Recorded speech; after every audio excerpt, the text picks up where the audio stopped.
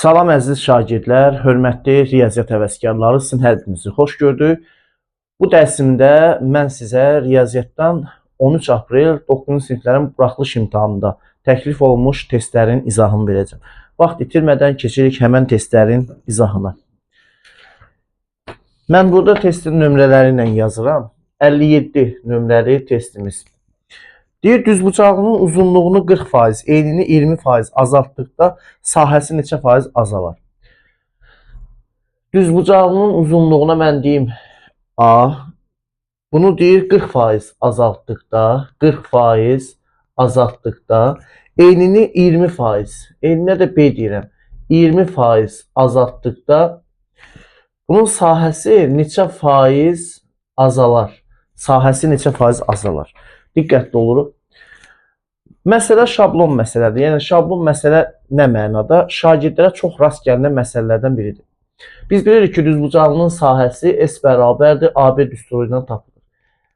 Bu tip məsələlər müxtəlif üsullarla həll olunur. Əziz şagirdlər, mən bunun sizə daha sadə, tez başa gələn üsulunu deyəcəm.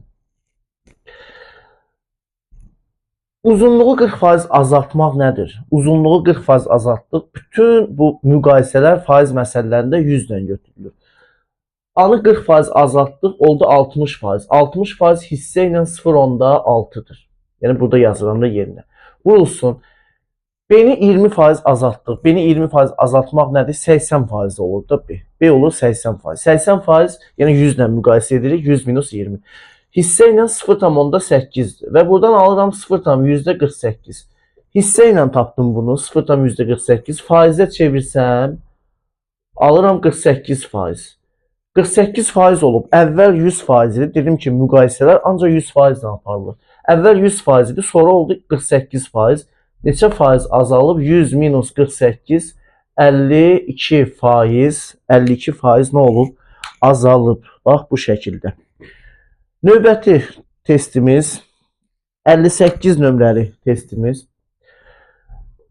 Test bu şəkildədir ki, kubun tilini, söhbət burada kubdan gedir. Kubun tilini, til kubda A hərfi ilə işarə edilir. 2 dəfə deyir azaltdıqda, 2 dəfə azaltdıqda həcm necə dəyişər? Biz bilirik ki, tili A olan kubun həcminin düsturu V bərabərdir A kubdur. V bərabərdir A kub. İndi bunlar düz mütənasibdir, amma kub asıllıqdan düz mütənasibdir də. Yəni bu nə qədər azalsa, bu da o qədər dəfə azalır, amma kub dəfə azalır. Yəni 2-nin kubu bərabərdir 8 dəfə. 8 dəfə nə olacaq? Azalacaq. Bax bu şəkildə. Bilmirəm, ekranda bu tərəf görünürsə, baxım qoy, burada yazım da. Növbəti testimiz bucaqla bağlı. 59 nömrəli test tapşırığımız bu şəkildə. Sadə test tapşırığıdır. Demək, belə bir şəkil verilib. A, O, B, A, O, B, C, D, D, 25 dərəcə, bax bura, COD 25 dərəcə deyil, CO perpendikulardır AB-yə.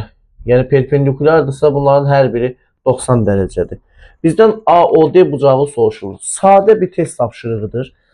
Buradan əgər bütöv bura 90 dərəcədirsə, AOD bucağı olacaq, bucaq AOD. Sadəcə 90 dərəcə çıx 25 dərəcə. Çünki bütöv 90'dır, bura 25, bu hissəni soruşur. Hesablasaq alırıq 65 dərəcə. Cavab 65 dərəcə olur. Növbəti testimiz Növbəti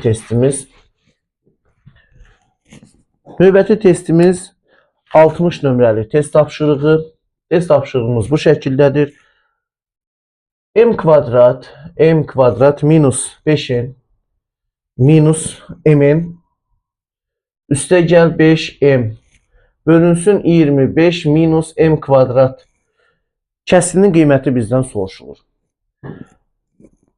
Burada mən m kvadratla mn-i 1 götürürəm. İzahla yazaq. M kvadrat minus mn-i götürürəm 1. Sonra bu 5m ilə də bunu götürürəm. Üstə gəl 5m minus 5n. 25 minus m kvadratına dəymirəm. 25 minus m kvadratına dəymirik hələ ki. Surətdən nəyi çıxardıram mötərizə xaricinə bu ifadədə? M-i çıxardıram. Qalır m minus m minus üstəgəl. Buradan da 5-i çıxarsam qalacaq m minus m. Məxrəc də olur 5 minus m, 5 plus m. İki ifadənin kvadratları fərqli düsturuna görə. Surətdən m minus n-i çıxarsaq mötərizə xaricinə m minus n qalar m plus 5 bölünsün 5 minus m, 5 plus m. Bunlar ixtisar gedir, eynidir. Qalır m minus n bölünsün 5 minus m. M minus n bölünsün 5 minus m. Bax bu şəkildə. M minus n böl 5 minus m. Növbəti 61 nömrəli test tapşırığı o qədər sadədir ki, hətta ibtidai sinif səviyyəsində olan sualdır bu. 3 vurulsun x minus 2 bərabərdir 6. Sadə bir tənlikdir. Deyir, bu tənliyi həll edin. Biz burada nə edirik? X minus 2-ni tapırıq. 6 minus 3. 6 minus 3. Təsəvvür edirsiniz. 6 bölünsün 3. 2 dəfə. X bərabərdir. 2 plus 2 alırıq 4. Yəni tənliyin kökü oldu 4. Növbəti 62. Onu da bura sığdıra bilərik. 2x plus y. 2x plus y bərabərdir 0. X minus y bərabərdir 6. Bizdən x soruşulur tənliklər sistemindən. Dərhal, yəni bunu əksər şagirdlər bilir, çox sadə bir test tapşırığıdır. Dərhal tərəf-tərəfə toplayırıq. Y-lər gedir, qalır 3x bərabərdir 6. X oldu 6 bölünsün 3, 2. Bax, bu şəkildə. Növbəti funksiyalarla bağlı bir test tapşırığımız var. Kameramız yaxşı çəkir də yəqin ki, mükəmməl çəkir. Belə. Növbəti test tapşırığımız. Bir də əziz şagirdlər, gələn il tədris ili üçün riyaziyyatdan həm onlayn, həm əyani qruplar yığılır. Mən aşağıda nömrə paylaşacağım, həmin nömrənin WhatsApp-na yaza bilərsiniz. Bir də bizə demək olar ki, hər gün saat 20:00-dan sonra TikTok sosial platformasında da canlı izləyə bilərsiniz. Orada da mən testlər izahı verirəm. 63 nömrəli testimiz. YouTube kanalımın eyni adıdır TikTok platformasında ya TikTok hesabında. 63. Hansı nöqtə deyir y bərabərdir? -2x üstəgəl 6. Funksiyasının qrafiki üzərindədir. A 6 0 6 0 B 4 9 4 9 C -2 0 C -2 0 D -5. Burada bəndlər daha nöqtə deyil. -5 16 Y bəndi 0 5 0 5. Biz bilirik ki, nöqtənin funksiyanın qrafiki üzərində yerləşməsi üçün nöqtənin koordinatları funksiyanın tənliyini ödəməlidir. Yəni yerinə yazdıqda doğru bir bərabərlik alınmalıdır.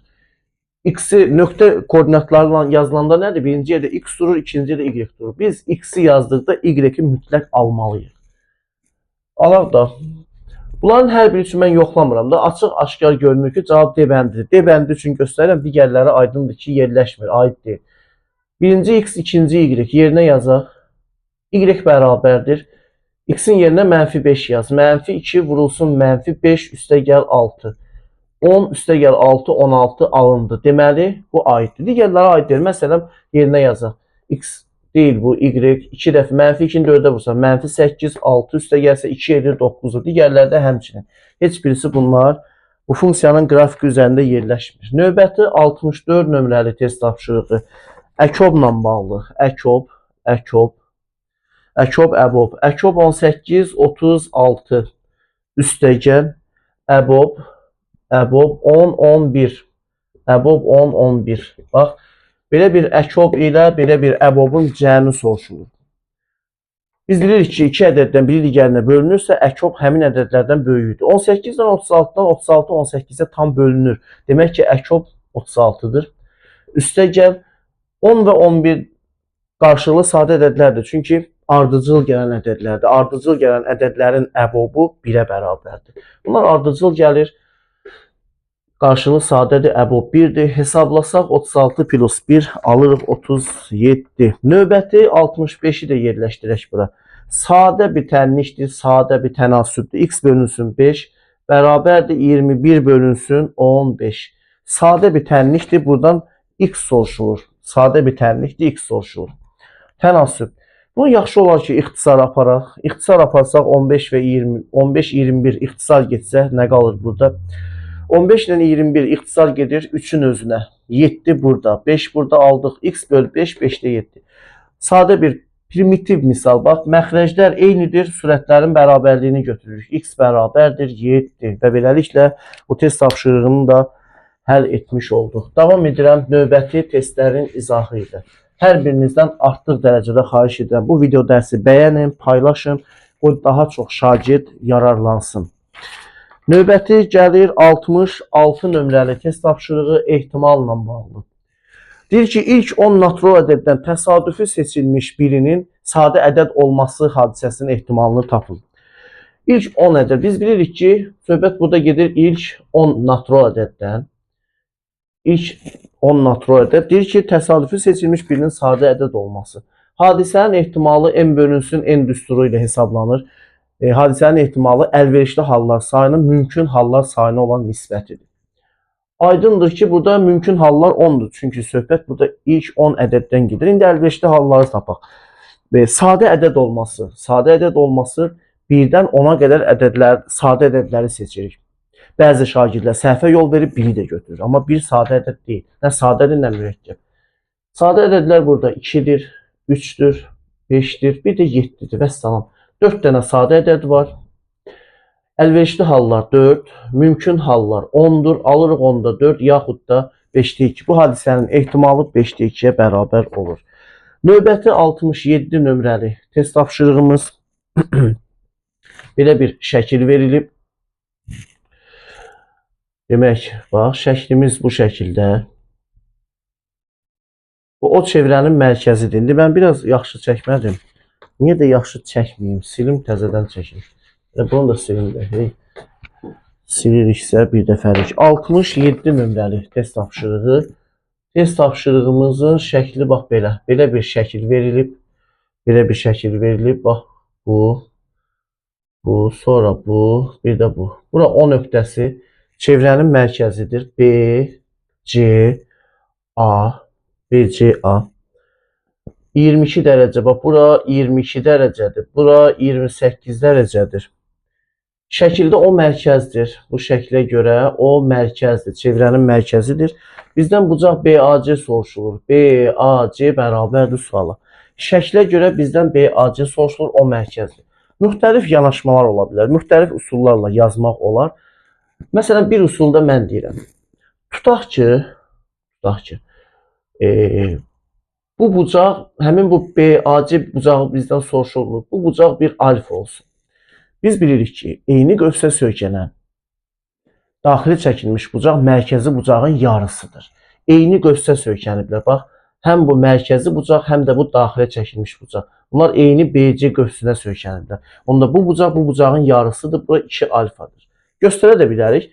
Bu bucağı bu qövs bunun yarısıyla ölçülür. Bu da bu qövslə ölçülür. Avtomatik bu bunun yarısıyla ölçüldü.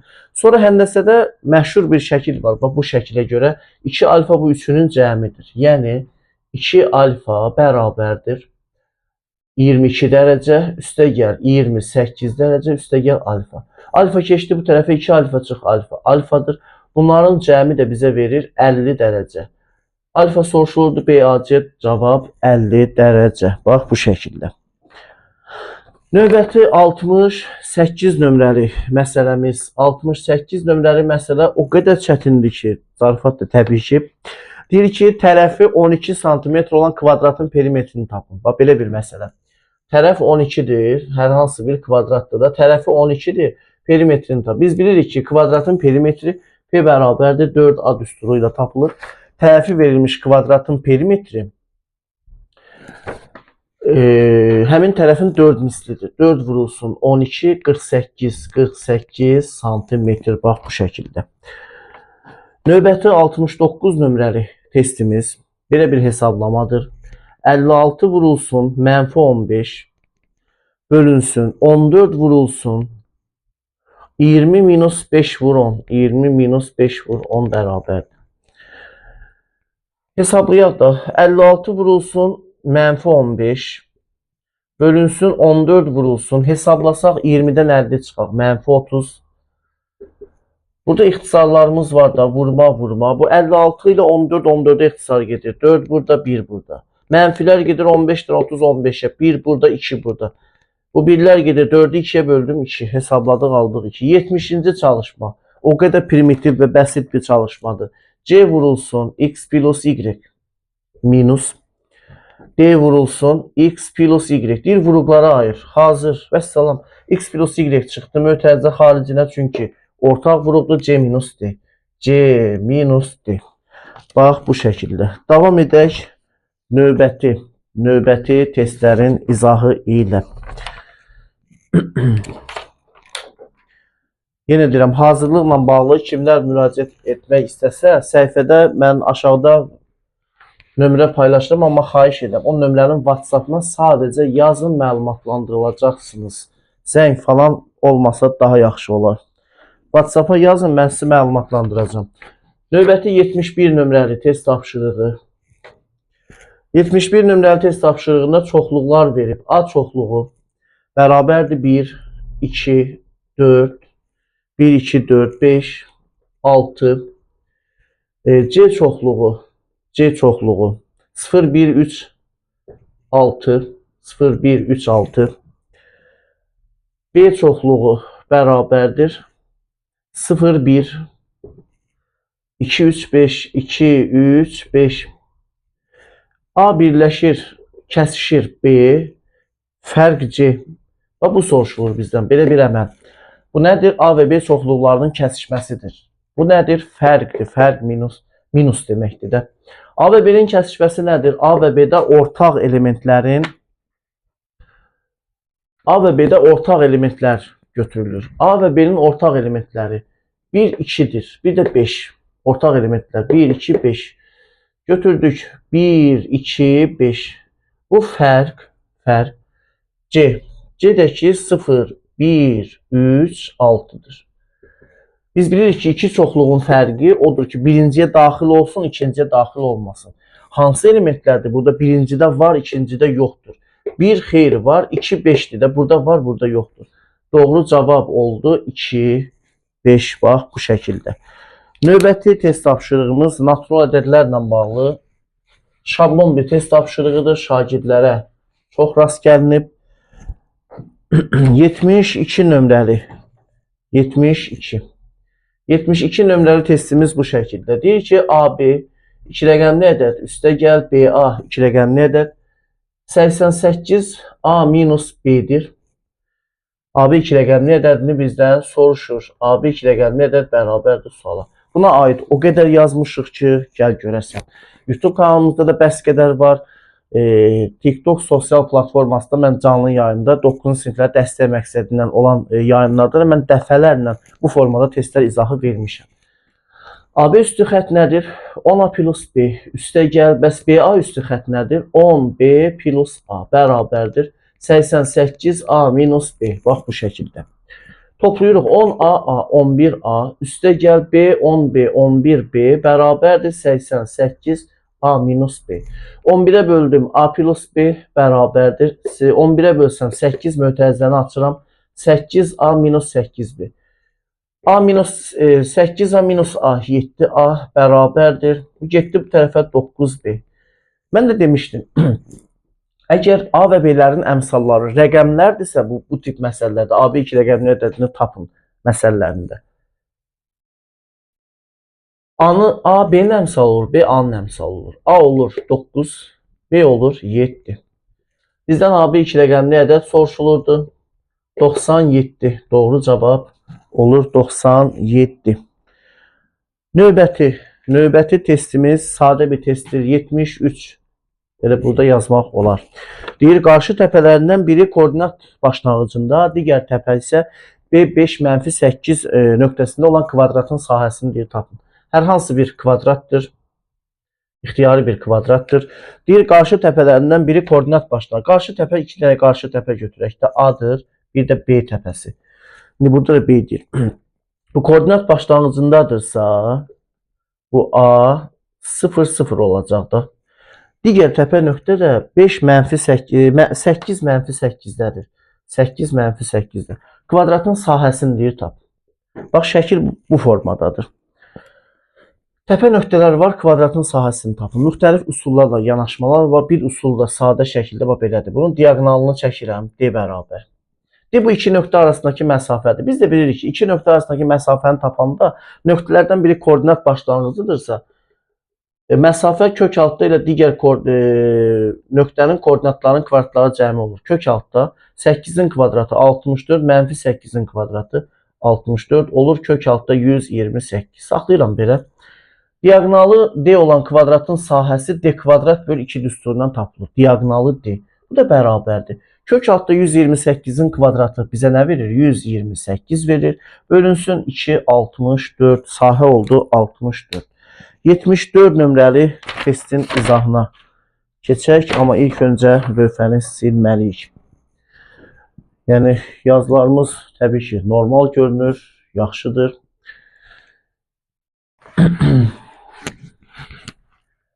(74) nömrəli test tapşırığı demək olar ki, yəni test işləyən şagirdlərin hər birinə tanışdır. O qədər buna aid yazılıb ki, 74 nömrəli test tapşırığı 74 test tapşırığı belədir. 2 vurulsun 2 tam %85'in kvadratı bölünsün 2 üstəgəl 7 tam %15'in kvadratı bölünsün 2 üstəgəl 2 tam %85 vurulsun 7 tam %15 bərabərdir. Bax, bu şəkildə şagirdlərin demək olar ki, əksəriyyətinə tanış test tapşırığıdır. Test tapşırığının ən sadə usulu mən həmişə şagirdlərə belə çatdırmışam ki, mötərizəni açırıq. Sadəcə 2-ni hər bir mötərizə yox, mötərizəyə vururuq da, hər bir hədlə. Ən asan yolu. 2-ni vurdum, buna 2'lər getdi, qaldı 2 tam %85'in kvadratı. 2'ni buna vurdum, 2'lər getdi, qaldı 7 tam %15'in kvadratı. Üstə gəl 2 dəfə bunların hasili 2 tam %85 vurulsun 7 tam %15 bərabərdir. Burada görürük ki, A kvadrat plus B kvadrat 2AB. A plus B'nin kvadratıdır. Yəni 2 tam %85 üstə gəl 7 tam %15'in kvadratıdır. Hesablasaq bunu 10 alırıq. Onun kvadratı 100. Bu test tapşırığının doğru cavabı oldu 100. Növbəti testimiz 75 nömrəli testimiz. Bu da şablon testdir. X, Y, Z daxildir natural ədədlər çoxluğuna. X vurulsun Y 6'dır. Y vurulsun Z 18'dir. Bizdən X üstə gəl Y üstə gəl Z'in ən kiçik qiyməti soruşulur. Üzürlü sayın, biraz tələsik yazıram çünki birazdan dərsim başlayacaq deyə. Məncə aydın izah edirəm. Ümidvaram ki, belə qaranlıq bir şey qalmayacaq. Burada nə edirik? Görürük ki, Y hər ikisində ortaqdır. Hər ikisində ortaqdırsa, deməli bu Y 18 və 6'nın ortaq böləndir. Digər tərəfdən bu X plus Y plus Z'in ən kiçik qiyməti soruşulur da, ən kiçik qiyməti. Ən kiçik qiymət aydın məsələdir ki, cəm o vaxt özünün ən kiçik qiymətini alır ki, toplananların hər biri ən kiçik qiymət olmalıdır. Amma biz burada nə edirik? Biz burada X-dən Z-in ən kiçik qiymətini tapsaq, Y məcbur ona uyğun ən kiçik qiymət alacaq.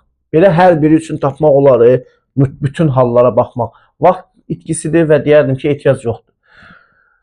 Burada Y ən böyük olmalıdır. Buna görə ən böyük olmalıdır. Bunlar üçün ən kiçik qiymətini alır. 18 və 6'nın hər ikisinin bölündüyü ən böyük ədəd 6'dır. Demək ki, burada Y neçədir? 6'dır. Növbə ilə qoyuruq yerinə. Y 6'dırsa, Y-in yerinə 6 qoysaq, X 1 olar da 6 bölü 6 1. X 1 üstə gəl. Y 6 götürürük, üstə gəl. Y 6'dırsa 18 bölü 6 Z-i tapırıq 3 və hesablayırıq, alırıq 10. Bu da oldu bu şəkildə. Növbəti bir testimiz. Hər birinizdən xahiş edirəm, kanala abunə olmağı unutmayın. Orada abunə ol yeri var. Mənim YouTube kanalım biraz belə deyək də fəaliyyəti zəifləyib. O da Deməzdim özümün tənbəlliyimlə bağlı. Çünki mən biraz başım bu TikTokla çox qarışıb. Ancaq orada canlı yayın edirəm, dərslər izah edirəm. Biraz YouTube kanalını boş buraxmışam. Hiss edirəm ki, kanalda biraz zəiflik var. Əgər mümkünsə hər birinizdən xahiş edirəm. Orada bəyənmə işarəsini basın. Bir də kanala abunə olub video dərsi paylaşsanız yaxşı olar. Bizi yenə deyirəm, TikTok sosial platformasından da izləyə bilərsiniz. Mən orada canlı yayınlar edirəm. Demək olar ki, hər gün saat 20:00-dan sonra. Həmin TikTok hesabım da YouTube kanalının hesabının adı ilə eynidir. 76 nömrəli test tapşırığımız bu şəkildə. 2 üçbucaq verib, ikisi də bərabər tərəfli üçbucaqdır. Demək, L, M, N bərabər tərəfli üçbucaqdır. Bir də ABC, ABC. Bunlar da bərabər tərəfli üçbucaqlardır. Deyir ki, bu üçbucağın sahəsi bu LMN, LMN, bir də ABC bərabər tərəfli üçbucaqlardır. Bunun sahəsi bunun sahəsindən 16 dəfə böyükdür. Mən belə deyək də, aydınlıq olsun deyə bunun sahəsinə deyirəm S1. Bunun da sahəsinə deyirəm S2. Da hər dəfə bunları yazan deyilik də. Deyir ki, birincinin sahəsi, görürsünüz, düzdür, məsələdə elə də problem deyil, amma bunun sahəsi bunun sahəsinə 16 dəfə böyükdür, amma görünüşə bax. Silim bunu yenidən. Baxırıq bura. Demək, LMN. Acığa bunu daha böyük çəkdim. LMN. Bu da ABC. ABC. ABC. 2 bərabər tərəfli üçbucaq verib. LMN. Bu da bərabər tərəflidir. Bu ABC də bərabər tərəflidir. Deyir bunun sahəsi. Bunun sahəsinə mən S1 deyirəm. Bunun sahəsinə də S2 deyirəm. Deyir bunun sahəsi bunun sahəsindən 16 dəfə böyükdür. S1 bərabərdir 16S2. İkincinin perimetri, yəni ABC'nin perimetri P2 bərabərdir 9'dur. Bizdən ikincinin perimetri 9'dur. Bizdən birincinin tərəfini soruşur. A1 bərabərdir suala. Birincinin tərəfi soruşulur bizdən. Diqqətli oluruq. Əziz şagirdlər, bunu yazmaq üçün bir bilikdən istifadə edilir ki, mükəmməl bir bilikdir. Oxşarlıq mövzusunda çox istifadə olunur. Deməli, həmin o bilik nədir? Biz bilirik ki, bütün bərabər tərəfli üçbucaqlar oxşardır. Bütün bərabər tərəfli üçbucaqlar nədir? Oxşardır. Oxşardır. İndi onu saxlayırıq. Bu ikincinin perimetri 9'dursa bərabər tərəflidir axı ikinci. Onun tərəfi avtomatik 3'dür. Çünki bərabər tərəfli üçbucağın perimetri P bərabərdir 3A'dır. 9'u 3'ə bölürəm, alıram 3. İndi bunlar oxşardırsa, oxşar fiqurların sahələri nisbəti onların tərəflərinin nisbətinin kvadratıdır. Yəni, xətti ölçülərin kvadratları nisbətidir.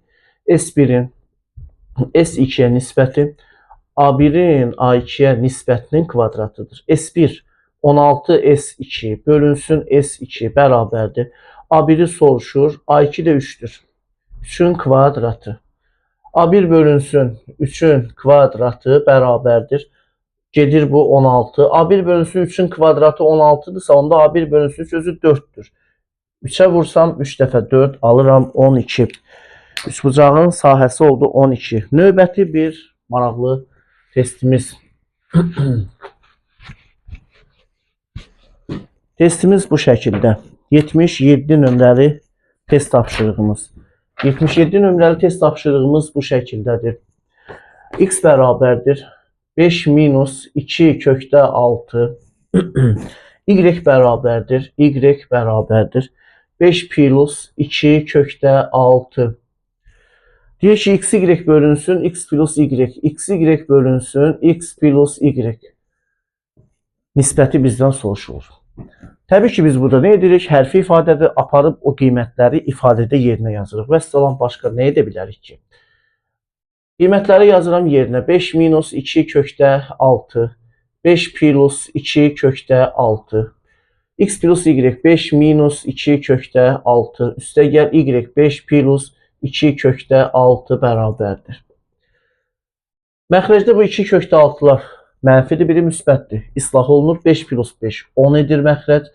Surətdə A minus B A plus B. A kvadrat minus B kvadrat deyə birincinin kvadratıcıq ikincinin kvadratı. 25 minus 24. Çıxsaq 1 verir. Ona bölsək 10'da 1. Olmasa 0,1 bu şəkildə. Növbəti bir məsələmiz. Məsələ düzdür, biraz uzun məsələdir, amma çox sadə və primitiv məsələdir. Məsələnin şərtini oxuyum. O sizə aydın olsun. Daha sonra mən verilənləri burada qeyd edəcəm. İki yeşikdə birlikdə 50 kiloqram qənd var. Hər gün birinci yeşikdən 3 kiloqram, ikincidən 2 kiloqram qənd götürülür. 6 gündən sonra yeşikdə bərabər miqdarda qənd qalır. Əvvəlcə birinci yeşikdə neçə kiloqram qənd var? Burada söhbət gedir iki yeşikdən. Birinci yeşik, bir də ikinci yeşik. Axırda nə soruşur? Əvvəlcə birinci yeşikdə neçə kiloqram qənd olub? Tutaq ki, birinci yeşikdə x olub. Axı ikisi birlikdə 50 kiloqramdır. Diqqətli oluruq. İki yeşikdən söhbət gedir. Birinci yeşikdə 50 kiloqram, ikinci yeşikdə olacaq 50 minus x. Vəssalam. Birinci yeşikdən 3 kiloqram. Hər gün bundan 3 kiloqram götürülür. İkincidən də hər gün 2 kiloqram götürülür. 6 gündən sonra. Əgər hər gün 3 kiloqram götürülürsə, 6 gündən sonra bundan götürülür 18, 6 dəfə 3. Bundan da götürülür 12. Beləliklə, birinci yeşikdə qalır x minus 18. X idi 18'i getdi, qaldı bu. İkinci yeşikdə də 50 minus x minus 12. 50 minus x minus 12. Hesablasaq alırıq 38 minus x. İndi burada deyir ki, bərabər oldu. Demək, bunlar bərabər olur da. X minus 18 bərabərdir 38 çıx x. Mənfi x keçdi bu tərəfə 2x. 38 plus 18 56. X oldu 28 kiloqram. Birinci yeşik soruşulurdu. Bu da 28 kiloqramdır. Növbəti bir məsələ, maraqlı bir məsələdir. İzahını verirəm.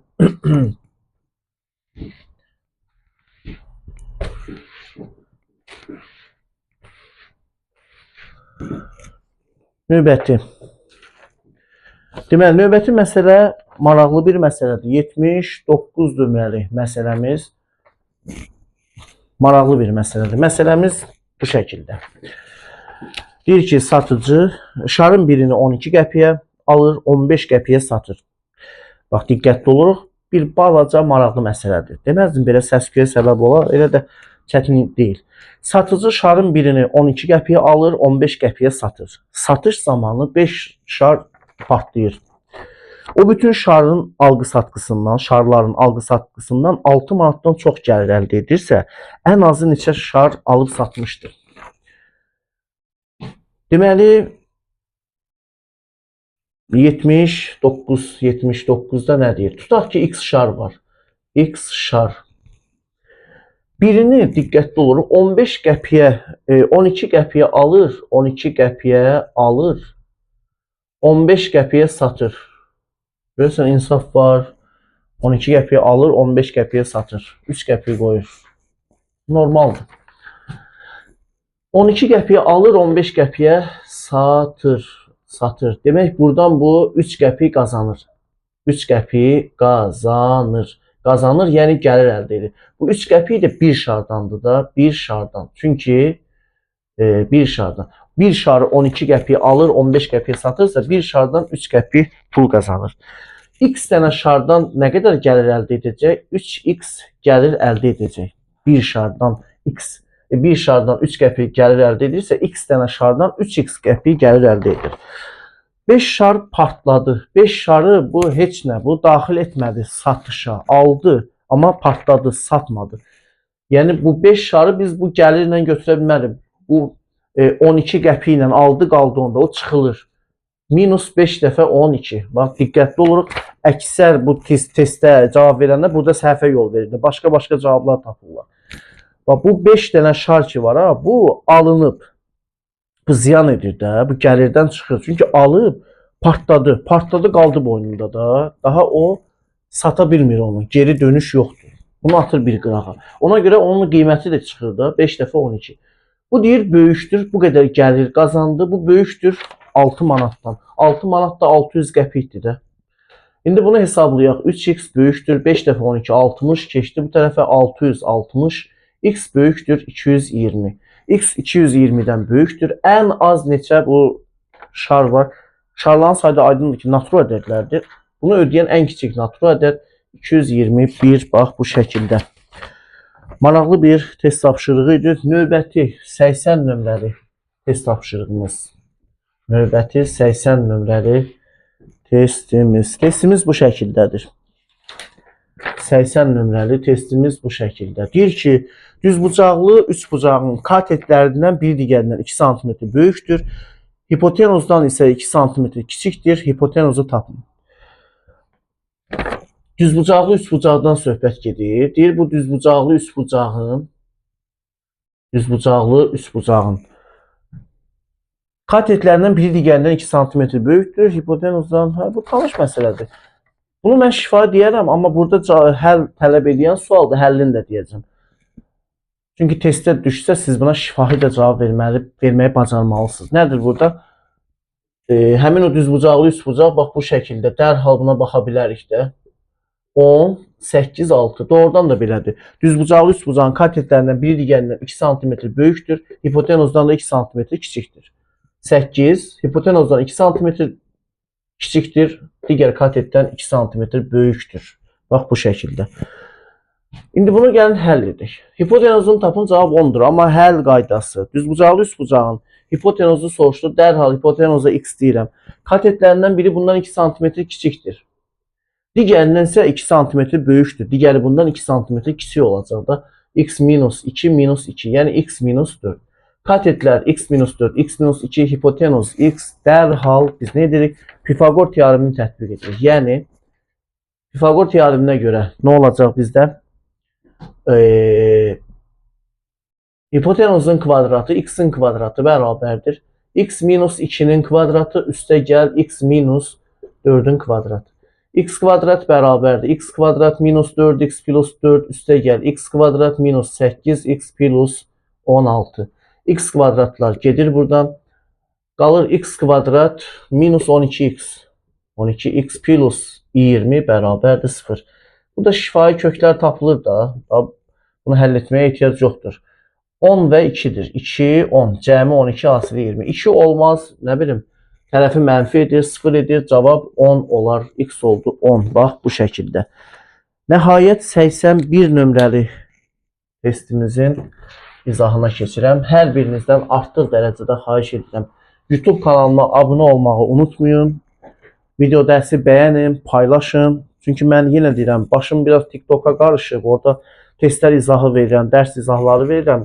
YouTube kanalının biraz aktivliyi azalıb. Yenə deyirəm, hazırlıqla bağlı müraciət etmək istəyənlər səhifədə nömrə yazmışam. Həm online, həm əyani. Yeni qruplar açılır və qruplarda da şagird sayı məhdud sayda olar. Çünki mən elə də çox şagird qrupa daxil etmirəm. Səhifədəki nömrə ilə əlaqə saxlaya bilərsiniz. 81. Sonuncu. Bax, belə bir şəkil verilib. Belə bir şəkil verilib.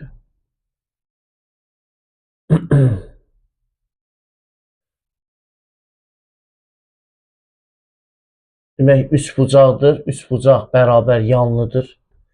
Bərabər yanlıdır. B, C, A, B, C, A. Şəkildə BC bu yarım çevrədir, yarım dairədir. Yarım dairədir. BC də bunun diametridir. Diametridir. BC diametridir. O mərkəzdir. O mərkəzdir. Mərkəz. O mərkəzdir. Bu BC qövsünün uzunluğu L, qövs BC. BC qövsünün uzunluğu 4pi'dir. Bizdən fiqurun sahəsini soruşur. S fiqur bərabərdir suala. Diqqətli oluruq. Burada S fiqur, bax bu bütöv fiqurdur. Bu fiqur bərabər yanlı üçbucaq və yarım dairədən ibarətdir. Biz burada sahələri tapmalıyıq. Bir də məsələdə verilib 6. Bu OA məsafəsi 6'dır. 6 santimetr. Tapaq da biz bilirik ki, alfa dərəcəli mərkəzi bucağa uyğun qövsün uzunluğu L bərabərdir. Alfa R'dir. Yenə də bütün bu məsələlərdə istər dairə sektorunun sahəsi olsun, istər nə bilim qövsün uzunluğu olsun. Bütün hamısında alfa mərkəzi bucaqdır. Əksər şagirdlər diqqətsiz edirlər. Bu alfanı ya yaza bilmirlər, ya da bilmirlər də yerini, yadda saxlaya bilmirlər. Alfa mərkəzi bucaqdır bütün bu məsələlərdə. Çünki Düsturda biz nə deyirik? Alfa dərəcəli mərkəzi bucağa uyğun. Yəni bilin ki, bu mərkəzi bucaqdır. Alfa bizdə L 4pi-dir. Alfa mərkəzi bucaqdır. Açıq bucaqdır da 180 dərəcə. Yəni pi. Vurulsun R. Pilər gedir. R bərabərdir 4 sm. R tapıldı 4 sm. Bax, bura oldu 4. Bura 4-dürsə, bura da 4-dür.